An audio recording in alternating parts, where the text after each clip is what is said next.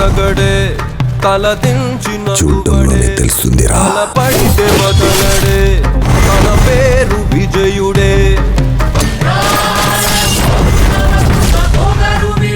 వాడిని కంటిన్యూస్గా వర్క్ చేస్తూనే ఉండండి.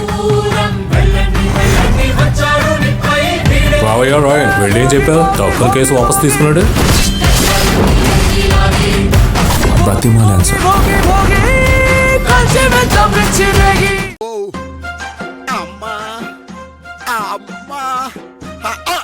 బాబాయ్ గారు ఏమైంది? ఏం చెప్తామమ్మా, దారిలో వస్తుంటే పెద్ద ఫైట్ జరిగింది. మధ్యలో నేను, నా చుట్టూ 30 మంది. ఈ మిలిటరీ బాబాయ్ ఊరుకుంటాడా? ఈ రైట్ హ్యాండ్ తో ఇటు 10 మందిని, ఈ లెఫ్ట్ హ్యాండ్ తో ఇటు 10 మందిని పైకి లేపా.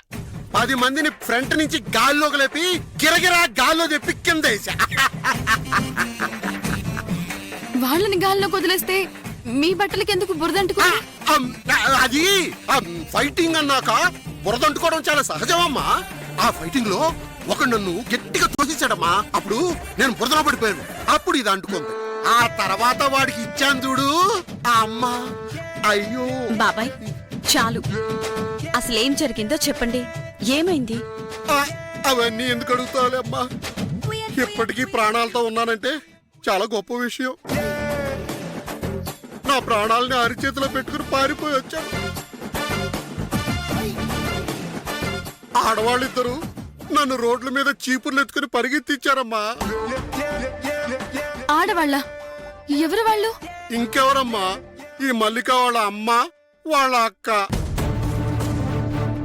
మా అమ్మ అక్క వాళ్ళేం చేశారు? అవునమ్మా, వాళ్ళేనా నీ గెటప్లోకి తీసుకొచ్చింది. వాళ్ళిద్దరూ రోడ్ల మీద చీపుర్లు పట్టుకుని నన్ను ఒలింపిక్స్ లో పరిగెత్తినట్టు పరిగెత్తిచ్చారమ్మా.